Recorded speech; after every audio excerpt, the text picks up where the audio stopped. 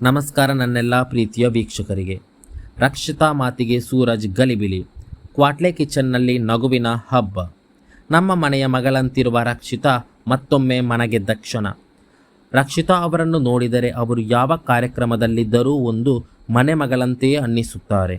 ಅವರ ಮಾತಿನಲ್ಲಿ ಮುಗ್ಧತೆ ಇರುತ್ತದೆ, ನಗುವಿನಲ್ಲಿ ಆತ್ಮೀಯತೆ ಇರುತ್ತದೆ, ಎಲ್ಲರೊಂದಿಗೆ ಬೆರೆಯುವ ಗುಣದಲ್ಲಿ ಒಂದು ಸರಳತೆ ಕಾಣಿಸುತ್ತದೆ. ಯಾವುದೇ ಆಡಂಬರವಿಲ್ಲದೆ ತಾನು ಏನಿದ್ದೇನೋ ಹಾಗೆಯೇ ಪ್ರೇಕ್ಷಕರ ಮುಂದೆ ಇರುವ ಗುಣವೇ ಅವರನ್ನು ಇನ್ನಷ್ಟು ಹತ್ತಿರವಾಗಿಸುತ್ತದೆ. ಅದಕ್ಕಾಗಿಯೇ ಅನೇಕ ವೀಕ್ಷಕರು ಅವರನ್ನು ತಮ್ಮ ಮನೆ ಮಗಳು, ತಂಗಿ ಅಥವಾ ಸೊಸೆಯಂತೆಯೇ ಪ್ರೀತಿಯಿಂದ ನೋಡುತ್ತಾರೆ. ಈ ವಾರದ ಕ್ವಾಟ್ಲೆ ಕಿಚನ್ ಪ್ರೋಮೋದಲ್ಲಿ ಒಂದು ದೊಡ್ಡ ಕನ್ಫ್ಯೂಷನ್ ಶುರುವಾಗುತ್ತದೆ. ಕುಕ್ ಯಾರು, ಕ್ವಾಟ್ಲೆ ಯಾರು ಎನ್ನುವ ಪ್ರಶ್ನೆಯೇ ಎಲ್ಲರ ತಲೆಗೆ ಸುತ್ತು ಹೊಡೆಯುವಂತೆ ಮಾಡುತ್ತದೆ. ಯಾಕೆಂದರೆ ಕಮೆಂಟ್ ಬಾಕ್ಸ್ಗಳಲ್ಲಿ ಅನೇಕರು ರಕ್ಷಿತಾ ಕುಕ್ ಅಲ್ಲ, ಅವರೇ ಕ್ವಾಟ್ಲೆ ಎಂದು ತಮಾಷೆಯಾಗಿ ಕಾಮೆಂಟ್ ಮಾಡುತ್ತಿದ್ದಾರೆ. ಅಷ್ಟರ ಮಟ್ಟಿಗೆ ರಕ್ಷಿತಾ ಅವರ ಮಾತು ಮತ್ತು ಅವರ ಟೈಮಿಂಗ್ ಪ್ರೇಕ್ಷಕರಿಗೆ ಮನರಂಜನೆ ನೀಡುತ್ತಿದೆ.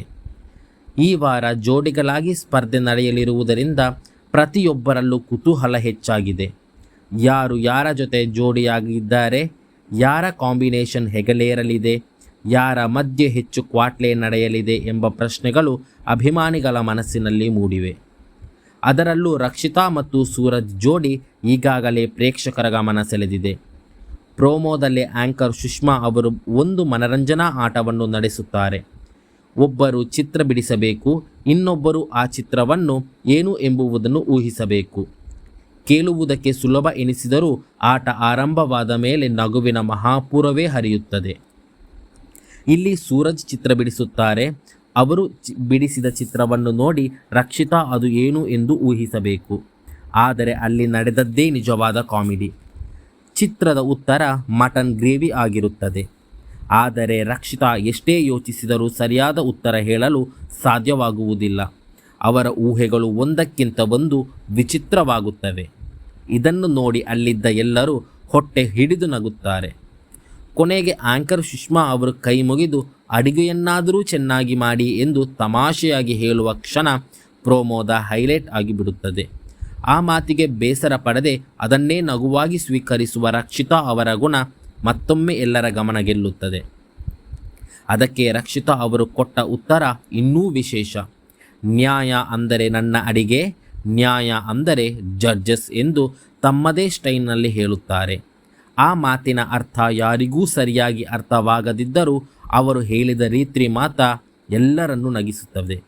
ಜಡ್ಜಸ್ ಕೂಡ ಬಿದ್ದು ಬಿದ್ದು ನಗುವಷ್ಟು ಆ ಕ್ಷಣ ಮನರಂಜನೆಯಿಂದ ಕೂಡಿರುತ್ತದೆ. ಇದಾದ ನಂತರ ರಕ್ಷಿತಾ ಅವರು ಸೂರಜ್ ಅವರನ್ನು ಇಲ್ಲಿ ಬನ್ನಿ ಎಂದು ಕರೆಯುತ್ತಾರೆ. ಅದಕ್ಕೆ ಸೂರಜ್ ಕೂಡ ನಾನಂತವನಲ್ಲ ಎಂಬ ರೀತಿಯಲ್ಲಿ ಕ್ವಾಟ್ಲೆ ಕೊಡುತ್ತಾರೆ.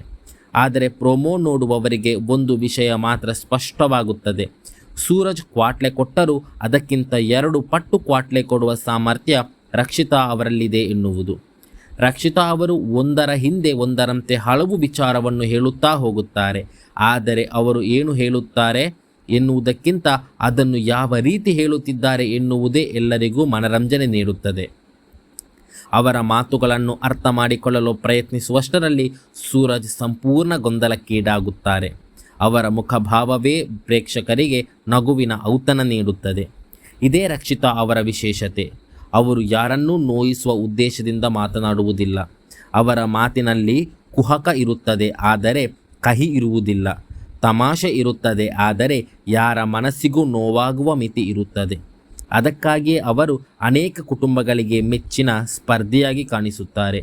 ಸದ್ಯಕ್ಕೆ ಈ ಪ್ರೋಮೋ ನೋಡಿದರೆ ಈ ವಾರ ಎಂಟರ್ಟೈನ್ಮೆಂಟ್ಗೆ ಯಾವುದೇ ಕೊರತೆ ಇರುವುದಿಲ್ಲ ಎಂಬುವುದು ಸ್ಪಷ್ಟವಾಗಿದೆ. ಅಡುಗೆಯ ಜೊತೆಗೆ ನಗು, ಮಸ್ತಿ, ಕ್ವಾಟ್ಲೆ, ಜೋಡಿಗಳ ನಡುವಿನ ಕೆಮಿಸ್ಟ್ರಿ ಎಲ್ಲವೂ ಸೇರಿ ಪ್ರೇಕ್ಷಕರಿಗೆ ವಿಭಿನ್ನ ಅನುಭವ ನೀಡಲಿದೆ. ಆದರೆ ಈಗ ಎಲ್ಲದರಲ್ಲೂ ಇರುವ ದೊಡ್ಡ ಪ್ರಶ್ನೆ ಒಂದೇ. ಮೊದಲ ವಾರದಲ್ಲಿ ಯಾರ ಅಡುಗೆ ಜಡ್ಜಸ್ ಮನಗೆಲ್ಲಲಿದೆ? ಯಾವ ಜೋಡಿ ಬೆಸ್ಟ್ ಪರ್ಫಾರ್ಮೆನ್ಸ್ ನೀಡಲಿದೆ? ಯಾರು ಕ್ವಾಟ್ಲೆ ಕಿಂಗ್ ಅಥವಾ ಕ್ವಾಟ್ಲೆ ಕ್ವೀನ್ ಆಗಲಿದ್ದಾರೆ? ಒಟ್ಟಾರೆ ಹೇಳುವುದಾದರೆ ಈ ಪ್ರೋಮೋದ ಆತ್ಮವೇ ರಕ್ಷಿತಾ ಮತ್ತು ಸೂರಜ್ ಅವರ ಕ್ವಾಟ್ಲೆ. ಅವರಿಬ್ಬರ ಮಾತಿನ ಚಕಮಕಿ, ಮುಗ್ಧ ಗೊಂದಲ, ನಗುವಿನ ಕ್ಷಣಗಳು ಪ್ರೇಕ್ಷಕರನ್ನು ಮುಂದಿನ ಎಪಿಸೋಡ್ಗಾಗಿ ಕಾತರದಿಂದ ಕಾಯುವಂತೆ ಮಾಡಿದೆ. ಅದರಲ್ಲೂ ತಮ್ಮ ಮನೆಯ ಮಗಳಂತಿರುವ ರಕ್ಷಿತಾ ಅವರ ಮುಗ್ಧತೆ, ಆತ್ಮೀಯತೆ ಮತ್ತು ಎಲ್ಲರನ್ನೂ ನಗಿಸುವ ಸಹಜ ಗುಣ ಮತ್ತೊಮ್ಮೆ ಜನರ ಹೃದಯ ಮುಟ್ಟಿದೆ. ಸೊ ವೀಕ್ಷಕರೇ, ಈ ಪ್ರೋಮೋ ನೋಡಿ ನಿಮಗೆ ಏನನ್ನಿಸಿತು? ನಿಮ್ಮ ಪ್ರಕಾರ ಕುಕ್ ಯಾರಾಗಬೇಕು? ಯಾರು ನಿಜವಾದ ಕ್ವಾಟ್ಲೆ? ಯಾವ ಜೋಡಿ ಒಟ್ಟಿಗೆ ಬಂದರೆ ಹೆಚ್ಚು ಮನರಂಜನೆ ಸಿಗುತ್ತದೆ? ಮತ್ತು ಮೊದಲ ವಾರದಲ್ಲಿ ಯಾರ ಅಡುಗೆ ಎಲ್ಲರ ಮನ ಗೆಲ್ಲುತ್ತದೆ ಎಂದು ನೀವು ಭಾವಿಸುತ್ತೀರಿ? ನಿಮ್ಮ ಅಮೂಲ್ಯವಾದ ಅಭಿಪ್ರಾಯವನ್ನು ತಪ್ಪದೆ ಕಾಮೆಂಟ್ನ ಮೂಲಕ ತಿಳಿಸಿ.